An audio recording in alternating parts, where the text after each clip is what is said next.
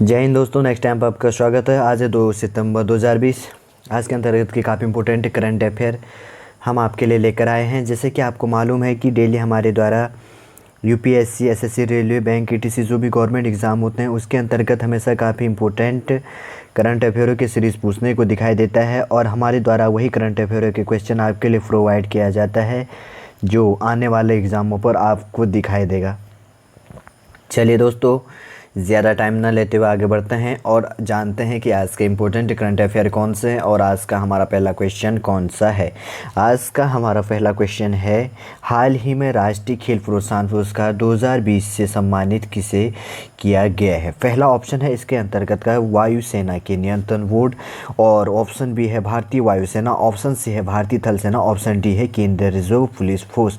तो इसके अंतर्गत का हमारा राइट आंसर क्या है, ऑप्शन ए वायुसेना के नियंत्रण बोर्ड को क्या कर दिया गया, राष्ट्रीय खेल प्रोत्साहन पुरस्कार 2020 के लिए सम्मानित किया गया। ठीक है ना। और इसमें जान लेते हैं कि इन्होंने क्या किया है कि यह अपने संबंधित विषयों में उत्कृष्टता प्राप्त करने और मजबूत खेल कल्याण उपायों को लागू करने के लिए खिलाड़ियों को मदद करने में उत्कृष्टता योगदान के लिए सम्मानित किया जाता है। और यह पुरस्कार देश में खेल और विभिन्न रूप में प्रोत्साहन तथा संवर्धन करने के लिए जो निरंतर प्रयास करता है उसी को क्या किया जाता है, प्रतिवर्ष राष्ट्रीय खेल प्रोत्साहन पुरस्कार से उसे सम्मानित किया गया है। और 2020 का किसे सम्मानित किया गया है, भारतीय वायुसेना के नियंत्रण बोर्ड को सम्मानित किया गया। ठीक है, चलिए आपको समझ में आ गया। आगे बढ़ते हैं। हमारा आज का दूसरा क्वेश्चन कौन सा है। आज का हमारा दूसरा क्वेश्चन है, हाल ही में जारी रिपोर्ट के अनुसार अप्रैल जून पर भारत की जीडीपी -23.9% हुआ है। यह रिपोर्ट किसके द्वारा जारी किया गया। पहला ऑप्शन ए है भारत सरकार, ऑप्शन बी है वित्त मंत्रालय, ऑप्शन सी है एनएसओ, ऑप्शन डी है डब्ल्यूटीओ। तो इसके अंतर का हमारा राइट आंसर क्या है, ऑप्शन सी एनएसओ, जिसे क्या कहा जाता है, नेशनल सांख्यिकीय राष्ट्रीय सांख्यिकी कार्यालय। ठीक है, नेशनल स्टैटिक ऑर्गेनाइजर हो गया या ऑर्गेनाइजेशन हो गया, एनएसओ जिसे कहा जाता है, उसी के द्वारा क्या कर दिया गया है, तिमाही, ठीक है ना, प्रति क्या गया है, तिमाह पे जीडीपी की डाटा रिपोर्ट जारी कर दी जाती है। यह कौन सा डाटा माइनस पर गया है, -23.9% अप्रैल और जून का डाटा। ठीक है ना। एनएसओ के द्वारा, नेशनल सांख्यिकी कार्यालय जो होता है उसके द्वारा ये डाटा जारी कर दिया गया है। जो 2019 की बात करें तो 2019 और 20 के अंतर्गत, ठीक है, 2019 और 20 में क्या हुआ था, यहाँ पर अप्रैल और जून के महीने में इसकी अवधि की तिथि 5.2% बढ़ा था। ठीक है ना। और एक इम्पोर्टेंट डाटा मैं इसके अंदर बता देता हूँ, 1870 के बाद प्रति व्यक्ति सकल घरेलू उत्पादन में कमी वाले देशों की संख्या सबसे अधिक है। ठीक है, कब से, 1870 के बाद में। ठीक, चलिए आपको समझ में आ गया। आगे बढ़ते हैं। हमारा आगे का क्वेश्चन कौन सा, आगे का क्वेश्चन है, हाल ही में भारत का लक्ष्य क्या है, 4 लाख करोड़ से अधिक के निवेश पर कब तक 100 मिलियन टन कोयले का गैसीकरण किया जाएगा। ठीक है, क्या कह रहा है, हाल ही में भारत का लक्ष्य 4 लाख करोड़ से अधिक के निवेश कब तक 100 मिलियन टन कोयले का गैसीकरण किया जाएगा। पहला ऑप्शन ए है 2025 तक, ऑप्शन बी है 2030, ऑप्शन सी है 2035, ऑप्शन डी है 2050। तो इसके अंतर्गत का हमारा राइट आंसर क्या है, ऑप्शन बी 2030 तक क्या कर दिया जाएगा, भारत का लक्ष्य 4 लाख करोड़ से अधिक निवेश तक का जो 100 मिलियन टन कोयले का गैसीकरण कर दिया जाएगा। ठीक है, इसके अंदर की बात करें तो हम ये किसके द्वारा बताया गया है, जो यह वेबिनार जारी कर दिया गया है, जो क्या कर दिया गया है, भारत सरकार के द्वारा कोयला गैसीकरण और द्रवीकरण पर एक वेबिनार के दौरान केंद्रीय कोयला तथा जो खाद्यान्न मंत्री है, ठीक है, कोयला मंत्री और खान मंत्री, खाद्यान्न नहीं खान मंत्री, ये क्या कहते हैं, केंद्रीय कोयला और खान मंत्री जो कौन है, प्रहलाद जोशी जी। ठीक है ना, प्रहलाद जोशी जी हैं, उन्हीं के द्वारा इसकी घोषणा कर दी गई है। और इसका इम्पोर्टेंट लक्ष्य क्या है, ईंधन के स्वच्छ स्रोतों के उपयोग को प्रोत्साहित करने के लिए सरकार ने गैसीकरण के लिए उपयोग किए जाने वाले कोयले के राजस्व हिस्सेदारी पर क्या कर दिया जाएगा, 20% की रियासत भी प्रदान की है। इसके अंदर कितना परसेंट, 20% का रियासत भी प्रदान किया जाता है। ठीक है ना, छूट दी जाएगी। ठीक, चलिए आपको समझ में आ गया। आगे बढ़ते हैं। हमारा आगे का क्वेश्चन, हाल ही में यूरोपीय निवेश बैंक भारत में कितने मिलियन यूरो का निवेश करेंगे। ऑप्शन ए है 200 मिलियन यूरो, ऑप्शन बी है 400 मिलियन यूरो, ऑप्शन सी है 550 मिलियन यूरो, ऑप्शन डी है 650 मिलियन यूरो। इसके अंतर्गत का हमारा राइट आंसर क्या है, ऑप्शन डी 650 मिलियन यूरो का क्या करेगा हाल ही में यूरोपियन निवेश बैंक, जिसे शॉर्ट में क्या कहा जाता है EIB। अब क्यों करेगा भारत में, भारत के कानपुर सिटी के अंतर्गत पे मेट्रो लाइन के निर्माण के लिए ये क्या करेगा 650 मिलियन यूरो का निवेश करेगा। इसके आशय के समझौते पर क्या किया 31 अगस्त 2020 को इसको क्या कर दिया गया, हस्ताक्षर कर दिया गया। ठीक है ना, कब 31 अगस्त 2020 में। ठीक है, अगर इस परियोजना की उद्देश्य की बात करें तो शहर के कुछ जो 3 मिलियन लोगों को हरित, सुरक्षित, तेज़ और सस्ती सार्वजनिक परिवहन से लाभान्वित करना है। ठीक है, और यह उत्तर प्रदेश की जो EIB है, यूरोपियन निवेश बैंक द्वारा समर्पित दूसरी मेट्रो रेल परियोजना। ठीक है ना, कौन सी रेल परियोजना है, यूरोपियन निवेश बैंक की उत्तर प्रदेश के अंतर्गत में जो ये कानपुर पर चल रहा है 650 का, यह दूसरी परियोजना है। ठीक, चलिए आपको समझ में आ गया। आगे बढ़ते हैं, हमारा आगे का क्वेश्चन कौन सा है। आगे का क्वेश्चन है हमारा, हाल ही में ब्लूमबर्ग बिलियनियर इंडेक्स के अनुसार एलोन मस्क दुनिया के कौन से नंबर के सबसे अमीर इंसान बन गए हैं। पहला ए है ऑप्शन 4, ऑप्शन बी है 3, ऑप्शन सी है 2, ऑप्शन डी है 1। तो इसके अंतर्गत का हमारा राइट आंसर क्या है, ऑप्शन बी तीसरे नंबर के क्या हो गया, ब्लूमबर्ग बिलियनियर इंडेक्स के अनुसार एलोन मस्क क्या बन गए हैं, दुनिया के नंबर के तीसरे नंबर के सबसे अमीर इंसान बन गए। ठीक है ना, ये रहे एलोन मस्क, इनकी क्या है स्पेस एक्स, इन्हीं की कंपनी है। ठीक है ना, क्या है एलोन मस्क ये हो गए, ये कौन से नंबर पे, तीसरे नंबर पे। किसके जगह को, ये पुराना डाटा है, मैंने आपको समझाने के लिए मार्क जुकरबर्ग की जगह क्या ले लिया है, इन्होंने ले लिया है। और इनके कितने डॉलर की संपत्ति होगी, 115 मिलियन। ठीक है ना, वो 115.4 इतने बिलियन डॉलर की क्या होगी है इनकी संपत्ति होगी। और मार्क जुकरबर्ग का कितना है 110। ठीक है ना, अब कितना हो गया यहाँ पे, मार्क जुकरबर्ग का 110 मिलियन डॉलर हो गया। ये थोड़ा सा पुराना डाटा है। और फर्स्ट नंबर पे कौन हो गए, जेफ बेजोस, और सेकंड नंबर पे कौन हो गए, बिल गेट्स। ठीक है ना, चलिए आपको समझ में आ गया। आगे बढ़ते हैं, और आगे का हमारा आगे का क्वेश्चन कौन सा है। आगे का क्वेश्चन है हमारा, हाल ही में किसके द्वारा मेडवूट विकास किया गया, MEDVOT मेडवूट हो गया ना, का विकास किया गया है। पहला ऑप्शन है भारतीय वायुसेना, ऑप्शन बी है भारतीय थल सेना, और ऑप्शन सी है हमारा भारतीय रेलवे, ऑप्शन डी है भारतीय पुलिस। तो इसके अंतर्गत का हमारा राइट आंसर क्या है, ऑप्शन सी भारतीय रेलवे द्वारा क्या कर लिया गया है, मेडवूट का विकास किया गया। अब हम जानते हैं कि आखिर ये मेडवूट नाम का है क्या से। ठीक है, कोविड-19 जैसे कि आजकल चला हुआ है, जिसका फुल फॉर्म होता है कोरोना वायरस डिजीज़ 19 का फुल फॉर्म होता है 2019 में आया। इसलिए रोगियों, जो उसके रोगी हैं, उनको भोजन और दवा पहुँचाने में मदद करने के लिए मेडवूट नाम का क्या कर दिया गया है, एक रिमोट नियंत्रित मेडिकल ट्रॉली को विकसित कर दिया गया है, जो क्या करेगा, सारा जो भी चीज़ें उसमें ले जाना है, फूड या मेडिसिन जो भी सप्लाई करना है, उसके थ्रू रोगियों के पास में पहुंचाया जाएगा, ताकि क्या हो कि जो डॉक्टर या जो नर्स उसके पास में न जाए और वो संक्रमित न हो पाए। ठीक है ना, चलिए आपको समझ में आ गया होगा। आगे बढ़ते हैं, हमारा आगे का क्वेश्चन कौन सा है। आगे का क्वेश्चन है हमारा, हाल ही में भारतीय रेलवे में कितने रेलवे स्टेशनों का शहरीकरण किया गया है। पहला ऑप्शन ए है, ऑप्शन ए 500, ऑप्शन बी है 700, ऑप्शन सी है 960, ऑप्शन डी है 1000। तो इसके अंतर्गत का हमारा राइट आंसर क्या है, ऑप्शन सी 960 ही रेलवे का क्या करा गया है, इसके अंदर पर शहरीकरण किया गया। शहरीकरण का मतलब ऊर्जा, सौर ऊर्जा से चलने वाला। ठीक है ना, बिजली की ज़रूरतों के लिए 100% आत्मस्थायी वाले, ठीक है ना, बनने के उद्देश्यों को प्राप्त निर्भर बनने 100% क्या है कि भारत की एक पॉलिसी बनी गई है, जिसके अंतर्गत क्या है कि भारत को 100% आत्मनिर्भर बनना है।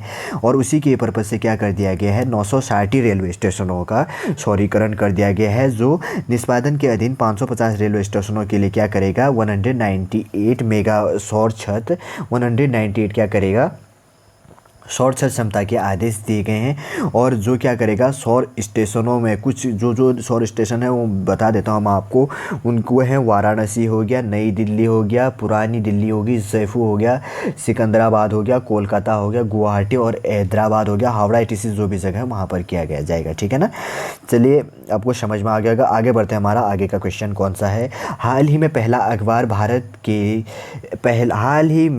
अखबार बच्चों के लिए, ठीक है ना, भारत के किस राज्य में लॉन्च कर दिया गया। यहाँ पे क्या है कि कोई बच्चों का पहला अखबार भारत के किस राज्य में लॉन्च कर दिया गया है।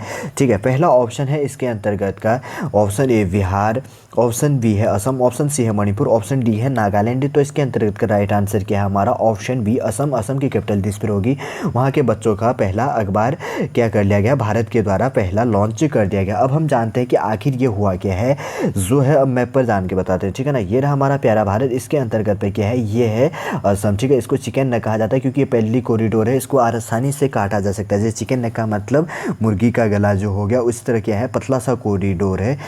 इसको क्या होता है, बहुत से उग्रवादी हमेशा तोड़ने के कगार पे भी रहते हैं, ठीक है ना, इसको अलग करने की कोशिश में रहते हैं, लेकिन जो हमारी सेना है वो क्या करती है, इसको हमेशा बचाए रखती है। ठीक, अब हम जान लेते हैं कि आखिर ये क्या है।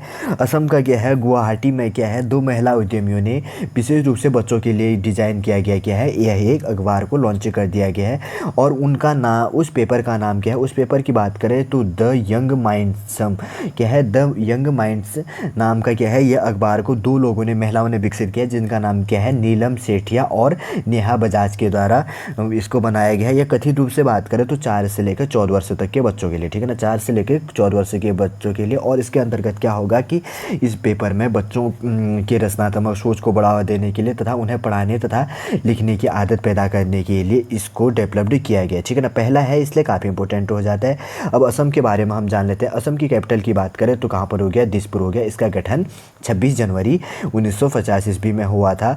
और यहाँ के मुख्यमंत्री कौन है, सर्बानंद सोनोवाल। और राज्यपाल कौन है, जगदीश मुखी। मुख्य न्यायाधीश कौन है, अजय लांबा। जिले कितने हैं असम में, 33। और जो राज्यसभा की 7 सीटें होगी, लोकसभा की कितनी सीटें होंगी, 14। और विधानसभा की 126 सीटें। ठीक, अगर असम की बात करें तो असम का राजकीय पशु क्या है, एक सींग वाला गैंडा। और राजकीय पक्षी क्या है, श्वेत पंख वाला काठ बतख हो गया। और राजकीय वृक्ष क्या है, राजकीय वृक्ष हो गया यहाँ होलोंग का वृक्ष, क्या है, होलोंग का वृक्ष। और राजकीय फूल क्या हो गए, द्रौपदी माला, ठीक है ना, क्या होगी, द्रौपदी माला। आप इसके अंतर्गत का जो लोक नृत्य है, राष्ट्रीय उद्यान, जनजातियाँ और अधिकारी भाषा यहाँ की असमी है, आराम से पॉज करके इसको नोट कर लीजिएगा, ठीक है ना। चलिए, आपको समझ में आ गया। आगे बढ़ते हैं, हमारा आगे का क्वेश्चन कौन सा है, हाल ही में किस राज्य में 100 परियोजना 100 दिनों में पूरा किया जाएगा, ठीक है ना। हाल ही में क्या कह रहा है, किस राज्य में 100 परियोजना 100 दिनों में पूरा किया जाएगा। पहला ऑप्शन ए है बिहार, ऑप्शन बी है केरल, ऑप्शन सी है तमिलनाडु, ऑप्शन डी है उत्तर प्रदेश। तो इसके अंतर्गत का हमारा राइट आंसर क्या है, ऑप्शन बी केरल। केरल के द्वारा क्या किया गया, केरल के मुख्यमंत्री जी हैं जिनका नाम क्या है, पिनराई विजयन, ठीक है, पिनराई विजयन जिसे कहा जाता है, उन्हीं के द्वारा क्या कर लिया गया है, 100 परियोजनाओं की घोषणा कर दी गई है, जिसको क्या किया जाएगा, 100 दिनों में पूरा किया जाएगा। ये राज्य क्या है, सामाजिक आर्थिक स्थिति को बढ़ावा देने के लिए एक कार्य योजना है, ठीक है ना। जैसे कि इसकी घोषणा की है कि खाद्य सुरक्षा कार्यक्रम के हिस्से के रूप में कोविड-19 संकट के दौरान सरकार द्वारा शुरू की गई बहुप्रशासनिक जो खाद्य किटों का वितरण अगले 4 महीनों तक इसके अंतर्गत क्या किया जाएगा, जारी रहेगा, ठीक है ना। अब हम जान लेते हैं कि केरल, अगर केरल की बात करें तो केरल की कैपिटल क्या है, तिरुवनंतपुरम। इसका गठन 1 नवंबर 1956 पे हुआ था। ज़िले कितने हैं इसमें, 14 ज़िले हैं। मुख्यमंत्री पिनराई विजयन हो गया। राज्यपाल कौन है, आरिफ मोहम्मद अलवी हो गए।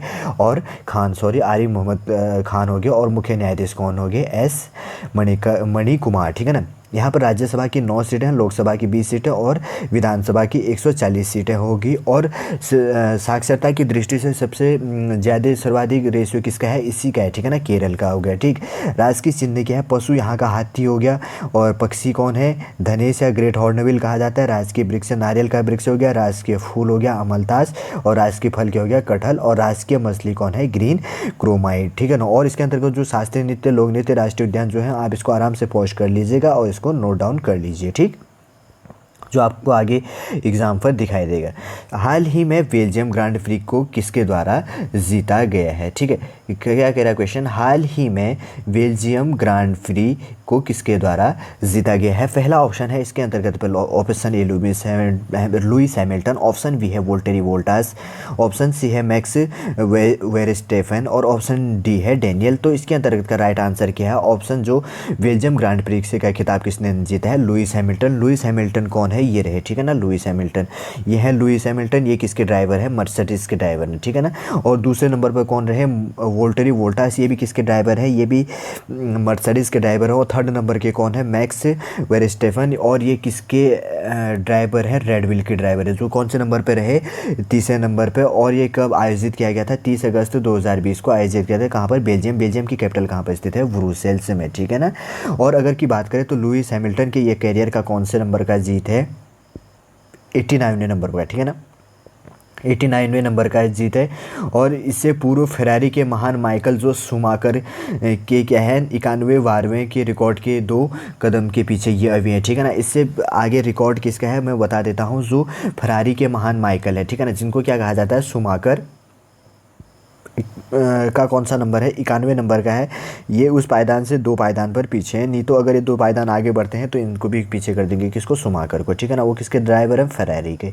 चलिए आपको समझ में आ गया होगा। आगे बढ़ते हैं, हमारा आगे का क्वेश्चन कौन सा है, हाल ही में किसके द्वारा सितंबर माह को पोषक माह बनाने की घोषणा की गई है, ठीक है। पहला ऑप्शन है इसके अंतर्गत option a Rajnath Singh, option b है नरेंद्र मोदी, ऑप्शन सी है पी चिदम्बरम, ऑप्शन डी है निर्मला सीतारमण। तो इसके अंतर्गत का राइट आंसर क्या है, ऑप्शन बी नरेंद्र मोदी, भारत के प्रधानमंत्री जी के द्वारा क्या कहा गया है कि घोषणा कर दी गई कि सितंबर माह को पोषण माह के द्वारा पोषण माह के रूप में मनाया जाएगा, ठीक है। पोषण महीना के दौरान क्या किया जाएगा कि माई गवर्नमेंट, ठीक है ना, MY गवर्नमेंट के अंतर्गत क्या किया जाएगा, एक खाद्य और पोषण प्रश्नोत्तरी का आयोजन किया जाएगा और एक मीम प्रतियोगिता होगी इसके अंतर्गत, ठीक है ना। उन्होंने स्कूल को उसके बारे में जागरूक बढ़ाने के लिए क्लास मॉनिटर की तरह न्यूट्रिशन मॉनिटर नियुक्त करने के लिए भी इसके अंतर्गत क्या किया गया है, नियुक्त कर दिया गया है, ठीक है।